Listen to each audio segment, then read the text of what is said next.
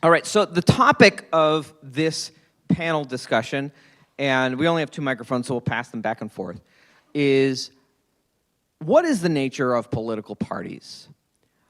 I often hear this, I've heard this for many years. People have told me libertarians should not be associating with, should not be working through the Republican Party because, Dick Cheney, is Liz Cheney still a Republican anymore? Have we driven her out effectively yet? But it used to be to say, look at all these bad people in the Republican Party. Are you really kind of one of those people? Why would you be in that party with those people? To which I responded, well, how am I going to take the steering wheel of the party away from them if I'm not in the party, right?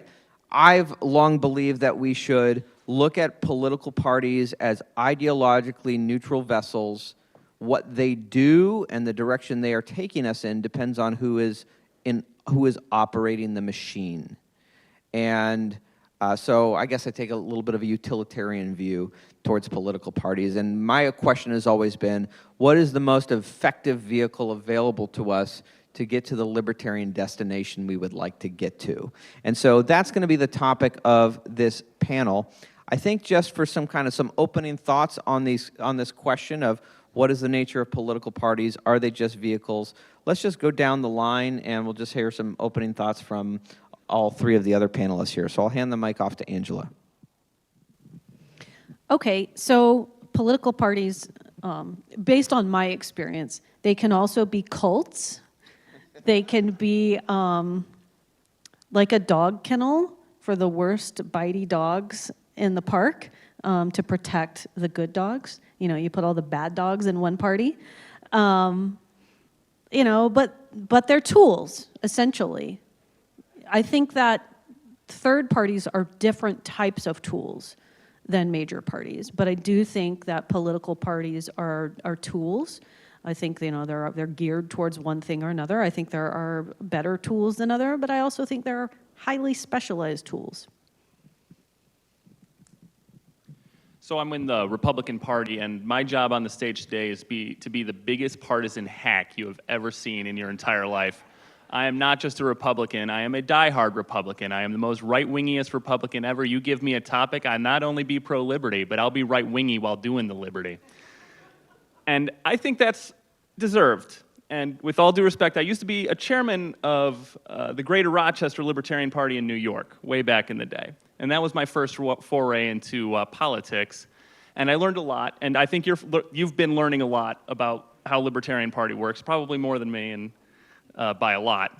But one thing that I've learned is by working within the GOP specifically, it's not merely a vehicle to get our way. There's history there. So let's go back to the 1800s. The Whigs died. Why did the Whigs die? Because slavery was coming north in the new states, and they couldn't figure out whether it was okay or not to own people. And so that's where the Republican Party was born. They didn't have a really grand strategy. They didn't have a major plank. They didn't have a huge variety of issues they care about. They didn't know what the non-aggression principle was or anything like that.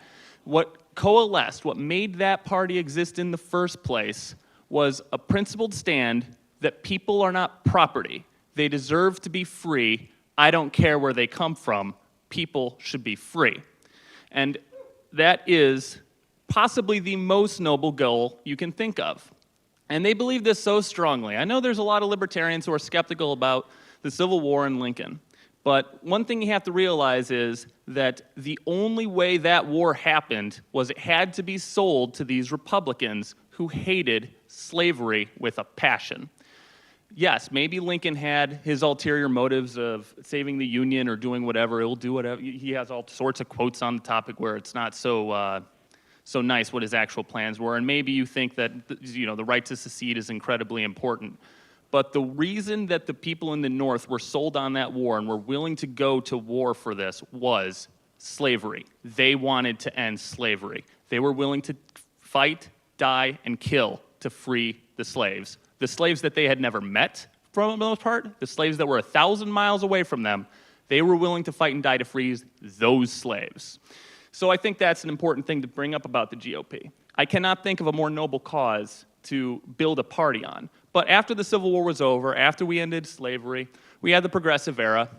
Things got a little bit weird, and the Republicans didn't have the dominance in our culture that they would have at the time of the Civil War.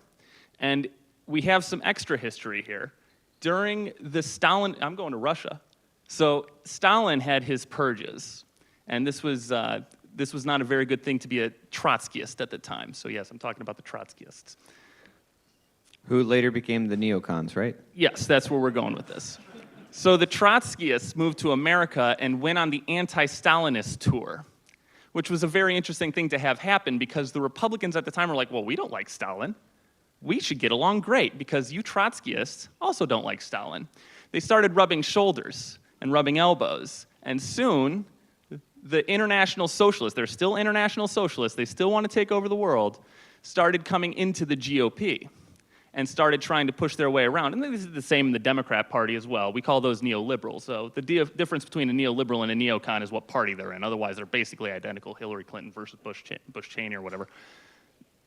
Shortly after that was the founding of the Libertarian Party. And it was mostly by disaffected paleocons and classical liberals who did not like the direction of the Republican Party. How convenient if your goal is to take over the Republican Party and you hate liberty.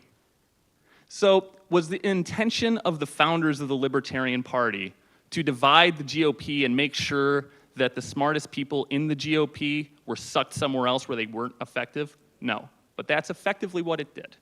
And for 50 years almost, was it 50 years? For 50 years, they did basically nothing. Thankfully, Angela McArdle came along and did infinitely more than that because she did something, and not just something actually very useful for Ross Ulbricht. So I don't think that we should have a Libertarian Party anymore. I think that it has done has done one very good thing in particular, but though the time and effort spent over those 50 years, if we had just maintained the GOP, we could have prevented the Iraq War. We could have prevented the entire GOP from being turned into a giant war machine. We could have stopped them from just being addicted to Medicare. I think that if we had kept them in there, we would have had a GOP that reflected the cause of liberty a lot better than what we have now. And that's my belief. And we don't have another universe that we can look at to verify whether that's true or not, but that's my hunch. So I'm a big fan of the GOP, and I think that it is more than just a vehicle.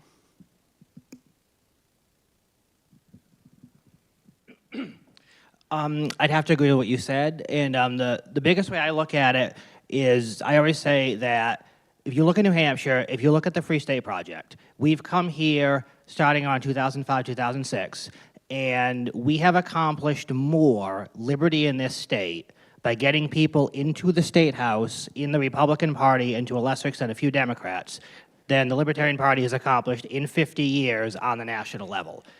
We have a couple dozen free staters that identify themselves as that, and maybe somewhere between 40 and 100, depending on who's counting, pro-liberty representatives in the state house. You can look at the NHLA ratings to see how good they are. We don't have a single LP candidate in there. One of the things you have to understand about when you run under a party label, no matter where you live in the state, if you pick either mainstream party label, you're going to get 30% of the vote just because you're wearing that color. If you start out as an LP, you're starting from zero. You're spending 5 or 6 months wasting your time petitioning every single voter, begging them to sign a piece of paper. You're spending thousands of dollars on that just to get on the ballot. Then you have to go back around and do door-to-door knocking on every single door, and you still only get 3, 5, maybe 10 or 12%. If you live in the most Republican town in the district and you run, in the state and you run as a Democrat, you're going to get at least 30%. So you're just fighting for that extra 21% to actually win, and vice versa. So pragmatically speaking, running under the party labels just works because those are the people that get all the votes here. I actually started out, when I moved here, people were recommending, like, when you pick a place to live, look at the partisan voting index and run under whichever party is there. So I actually ended up in Grafton, which was Democrat at the time. So I ran as a Democrat when I ran for state rep the first time. That didn't work out for me, but we did have a couple Democrats in there. We've had over, I'd say maybe 4 or 5 Democrats we've had in the state house. The Democrats hate us. people that run as Democrats try to ally with the Democrat Party on things like social freedoms, drugs, whatever, but the Democrat Party moves in lockstep with what National tells them to do, and National is basically run by Marxists at this point, and you will not get anywhere with the Democrats. The Republican Party, I think one of the really big advantages of the Republican Party is there's at least 3 or 4 different factions in there, and they can't work together, and it's like you can basically get in there with one of those factions and work with them. And there's a big liberty faction, there's a big social conservative faction, what they call the Main Street Republicans, which some people would call rhinos, but you can basically get in there and work with them. And I would say, like, I wouldn't really call them vehicles, because I think if you get in with the Republican Party, you are genuinely working with the Republicans, because there are a lot of pro-liberty people in there. I started working with the Manchester Republican Party, and they invite us in. As long as we're rational and we're going to help them out working on the stuff they care about, they're willing to work with us. You want to do stuff on taxes, you care about gun rights, you care about housing reform, they're willing to work with us. We have leadership on board with our car inspection bill, right? Jason Osborne, House Majority Leader, is on board with that. So you can see how well we can do if we work with the political parties. In closing, I'll just say again, like, 50-odd years of Libertarian Party, they haven't got a single person elected in this state since they lost party representation back in the early 2000s. We have 100 A+ rated Republicans in there. So that speaks for itself, I think. I will say, I agree with a lot of what has been said, but I suppose I'm a little less sentimental about the party itself. It always seems to me that for right now, at least in the circumstances that I've found myself in, maybe in another state, another time, it would be different. Maybe it would be some circumstance in which the Democratic Party would be a better vehicle if you were a certain flavor of libertarian and you could, get in there. But I haven't really seen it happen, so this is all purely theoretical. But at least the circumstances I've found myself in, the Republican Party has been the most effective vehicle to advance the cause of liberty.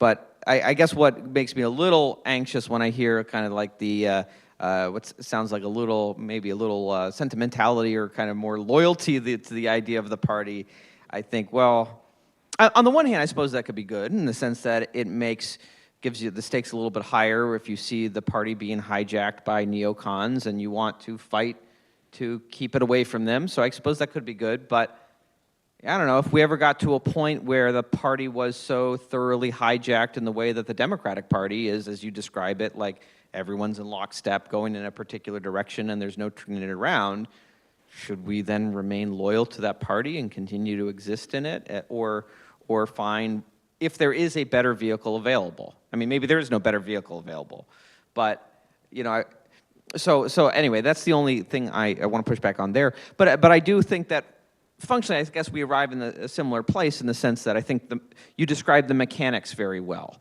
right? The fact of the matter is, and if anyone attended the Real Nature of Politics conversation yesterday, the fact of the matter is there is a brand, call it a tribal partisan loyalty in the voter base, right? You have the red jersey on, and as you said, you are getting 30% of the vote no matter what. You have the blue jersey on, you are getting 30% of the vote no matter what. You have the gold jersey on, maybe 1% is your floor if you're lucky, right? Now, that does mean that if 30% is spoken for and 30% is spoken for, that means that there is, theoretically 40% out there that's not spoken for. But boy, is it hard to get every single, voter who is not a reflexive partisan. You have to get every single person out there. And most of those people still have leanings. They still tend to vote Republican and tend to vote Democrat. Maybe occasionally they'll be like, I vote straight ticket Democrat for the most part, but I like to check a box for Republican occasionally because it gives me a sense of feeling that I'm an independent. A lot of people like to feel independent. They don't always, what does that even mean? But I will say, I think, reflecting back on my debate with Dave Smith years ago, I do think that my position has softened a little bit because I did see what the Mises Caucus was able to do in the Libertarian Party.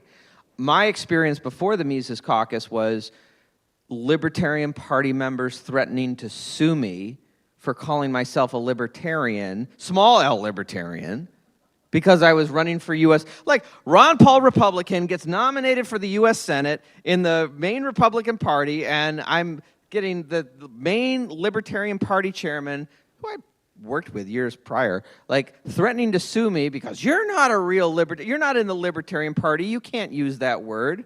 It's like, I'm sorry, you don't own a philosophy just because you named your party after it. Just like I don't think that Republicans own the idea of a republic, because they haven't always stood for it.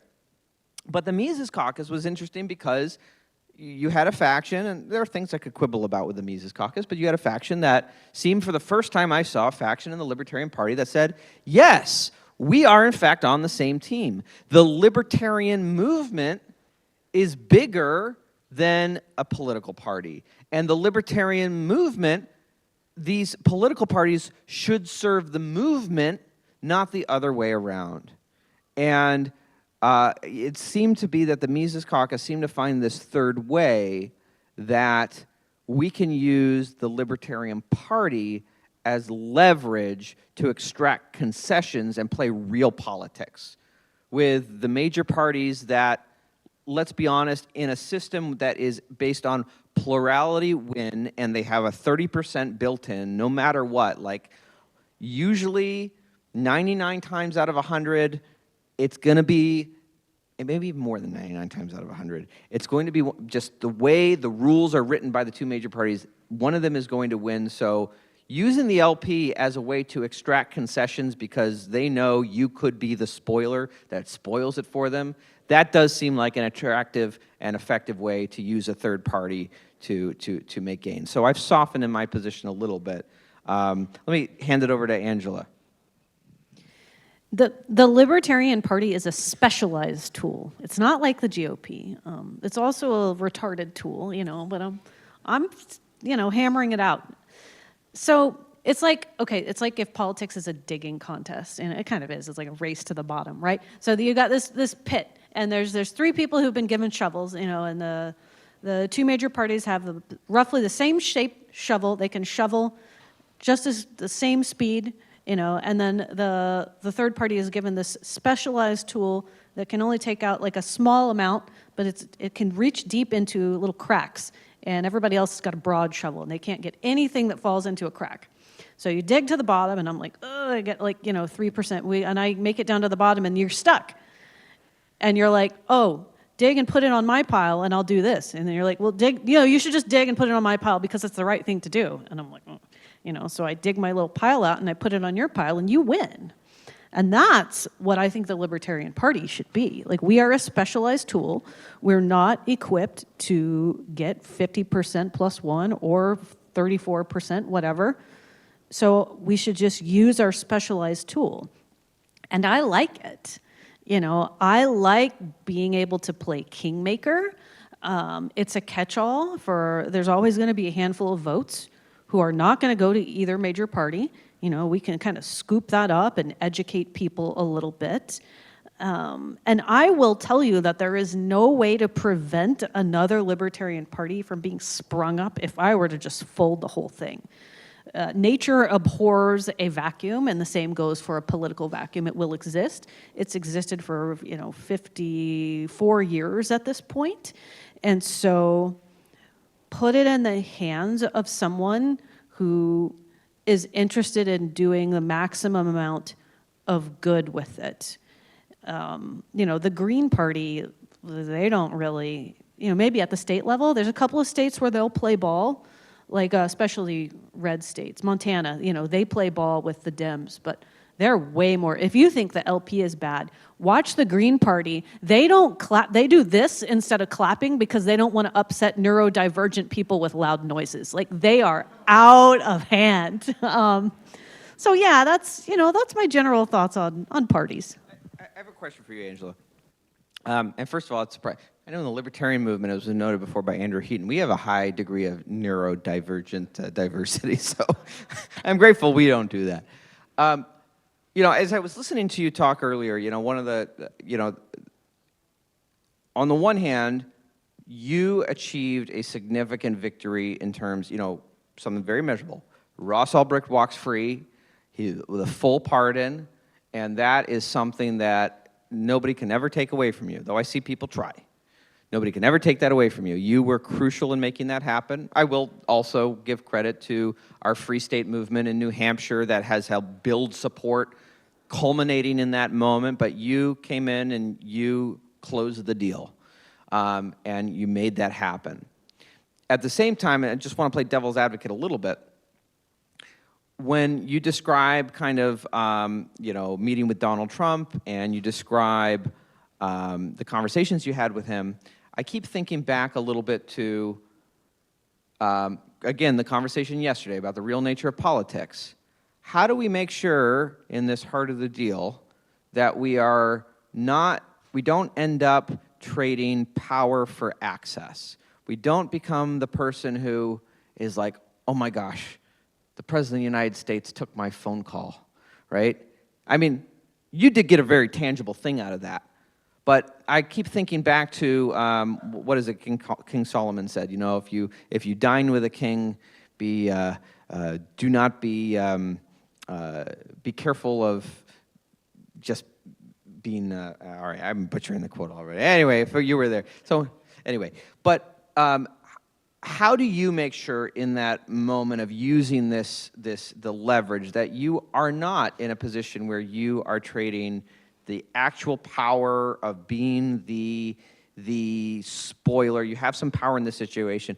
How do you make sure you're not just trading it for access and becoming, right? It's that classic choice of you can be loved and manipulated or you can be feared and respected. And how do you make sure you're staying on the right side of that line? I think that's a good question. I mean, it kind of feels the same as if you get in power in like a state GOP, how do you make sure you're doing the right thing? A lot of it has to do with, like good people and some built-in system of checks and balances. And I don't mean just like administration-wise, but influence and natural elites and the people who are going to prop you up or call you out publicly if you do something wrong. It is a gamble, but anything dealing with politics is a gamble, right? There's no guarantee that the people we elect are going to do the right thing ever, and that includes electing people, at the lower level. I don't know what a good answer is. I think on that note, one of the important things that libertarians are very, very good at, but is misapplied when put into the Libertarian Party, is that they are catalysts.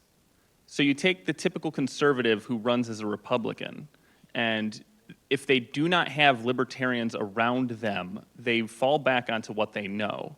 However, if they have libertarians around them, such as the Mises Caucus people, then that's a force multiplier in the GOP. Because the Mises Caucus people, they have the understanding of philosophy and economics. They can give the Republicans the firepower they need to do what most of the Republicans know is the right thing to do, but they feel embarrassed because they can't defend it, right? So I will say in the House right now, there are certain things that we do not have the political will to do.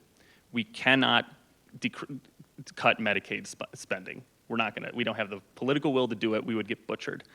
But we can do a lot more than what we can do in other states because we have, not Mises Caucus people, but libertarians of the same caliber within the House and within the party itself. And they will provide the intellectual backing that the other conservatives need in order to do what we all know we should do. And that is one thing that I think, if you have the LP, you have a giant bureaucracy, and you're only using it in very specific ways, then that is of limited utility. And I know this because there's very rare that in politics we have a tied house. But one unique thing that I happened to experience, and all the legislators that were in last biennium experienced, was a tied house. A tied house where one vote, one person, can kill a bill or pass it. And I've been that person. I don't remember much about the bill, but I remember being the only Republican to vote against a bill that was a caucus priority, and having every single Dem vote with me, and me being the only Republican and personally killing a bill. All right? That happens so rarely when you don't have a tied house that it is not worth aiming at, I don't think. I think what's much better to aim at is taking the caliber of person that we have in the Mises Caucus, the activists, the passion that they have, the knowledge that they have, and using it to back up the conservatives where they need it in the GOP. That way, when we have the majority, we can use and implement our agenda. You know, I think that is a point kind of worth highlighting is, you know, I think people who haven't served in a legislative body before sometimes don't understand the degree to which there is a herding effect in these caucuses. And what I think is so unique about New Hampshire is the fact that, right, you have not just a concentration of libertarians in the state, but you have a tremendous concentration of libertarians in the House Republican caucus. And I will say from my experience in state legislatures is that there are a lot of people who have gotten elected, you know, maybe they're under the Republican Party, maybe they're under the Democratic Party, but they didn't necessarily get elected because they had a strong political philosophy. They got elected because they were a local tennis coach, and they coached a lot of kids in the town, and someone said, you could win an election. And turns out they were right. And then they got there, and they're like, what do I do now? Right? That person looks like they know what they're doing. And the fact that in New Hampshire, the Republican caucus is like half mostly some better than others, I'm certain, but mostly philosophically strong libertarians. I imagine that has a big impact on hurting a lot of the folks who are just looking for a sense of direction on where to go and how to be a good Republican. You guys get to help kind of create the Overton window within that caucus to a degree which certainly as the only libertarian member of the main Senate Republican caucus, I was never quite able to do. So that would be the case, but here's the dirty truth. We have half the Republican caucus, but it's not ideological libertarians that are puritanical and philosophically sound. We're talking about maybe 15 to 20 ideological libertarians. So when we say 100, so the herding effect is the fact that 100 are voting that way because you have a strong core that many in that 100 are looking towards. And at the end of the day, if they vote like libertarians, that's the point. All of the people in the Liberty Caucus believe in liberty. A lot of them haven't read Mises. A lot of them haven't read Rothbard. But the minority that do, they know the arguments, and they can make the arguments. And that is a catalyst effect. It radicalizes the conservatives into being pro-liberty. So I think the point you brought up earlier about like people becoming corrupt in the party, I think that it's a very salient point to worry about. But I think in New Hampshire, if you look at the way the system works here, it's very difficult for that kind of corruption to happen here. Number one, they don't get paid. They get $100. I think it's $92 after taxes. And with so many of us on top of things now, if you had a libertarian who gets in there and starts to become corrupt, I think you would see our people screaming bloody murder about that. Libertarians are not known for hiding their opinions when they disagree with somebody. We have the NHLA. They do the liberty ratings. You know, we've only seen 1 or 2 people get in there, and then they drop. Almost everybody moves upward in there. You know, I mean, we have enough people in there to work together to keep things, you know, keep the everything on target and everything. So I think the concern with corruption in the New Hampshire State House, because it's such a unique structure here, there's 400 of them, and they don't get paid. There's not much prestige to it to move up into national politics. I think that's sort of overblown. And as long as we get enough of our people in there, like your worry earlier about like the party being taken back by neocons or something, or being completely hijacked, I don't think that we're going to see that, because the price of liberty is eternal vigilance, and we are being vigilant in there. We are in there. We do the yearly report cards. We have you know, full-blown PACs and 527s in the state that are all about liberty. They're not here pushing for, you know, oil rights or mineral rights or any of that corrupt economic stuff. We have liberty groups in the state that are keeping them honest. I think that's very important to understand. You know.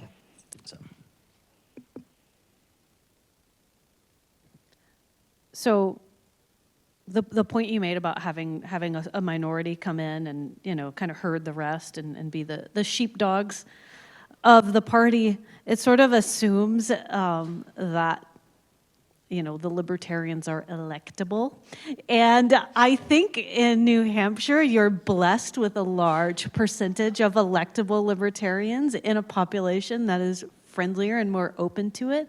And in a place that does not incentivize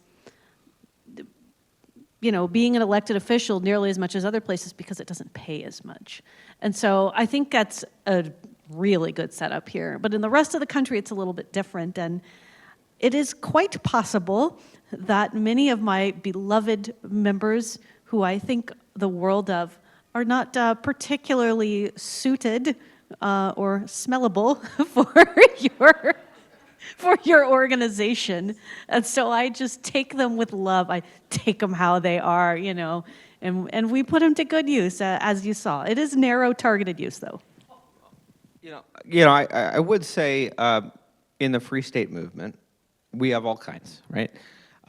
And certainly not everyone's strength is being the communicator who can kind of go and door to door and sell the issues and concisely share that. But people have other strengths. Like, I know people, that's not their skill set, but they're great programmers and they're building, Bitcoin networks and things like that. So, but I guess that's not, directly political, and we're talking about politics. But so certainly, we want everyone. It takes all kinds. That's all I had to say there. Yeah, go ahead. Something I think that helps with, like what you said, the electability of the people here. We have, people come in and they meet a whole bunch of other, friendly libertarians that are trying to help them, and people almost immediately talk about, do you want to run for state rep eventually? And, I will talk to people, I'll figure out, this person seems to be a good person that would have that role. And back to what you said about, the tennis coach thing, one of the things I always tell people is, don't just jump into politics and start bloviating your opinion at people. Nobody wants to listen to that, Get involved locally, find somewhere where you fit in. So, go to a town meeting and see what they're working on. Find some liberty-relevant topic where they're already doing stuff. There's going to be a group of people that are fighting the budget, or there's a group of people that are doing something like that. Get in with those people, volunteer with town projects. Every town has things like the Lions Club or a Grange or something. You get in there, meet all the people that are connected in town, find the people that already agree with you. They might not be libertarians, but they're probably GOP members. And then when you want to run for office, you already know these people. I didn't make this up. I learned it from an earlier activist named Dennis Goddard. I've helped tell other people about this. And, you get in there, and pretty soon they ask you to run for office. Somebody wants to step down finally because they're exhausted with being a state rep. And if you work with them like this and you're doing stuff in town for 2, 3, 4, 5 years, you will literally be asked sometimes to run instead of somebody that wants to retire because they know that you're trustworthy, they know that you're electable, they know you're not one of the crazy people that's going to mouth off about stuff and upset people. So that's the thing is and we have a lot of people around here, myself included. I try to meet a lot of the new Free Staters, and I will try to find people that it's you look like you could do this kind of thing. We have, within the Republican Party, we actually have some Free Staters on their official recruitment committee. And so that really helps, too. So they look around at all the people here and try to find which person would be good to get in there. And like I said, it's basically start small, find things you agree with, and just work your way up, and then you will literally be asked to run for office sometimes because so few people want to do it.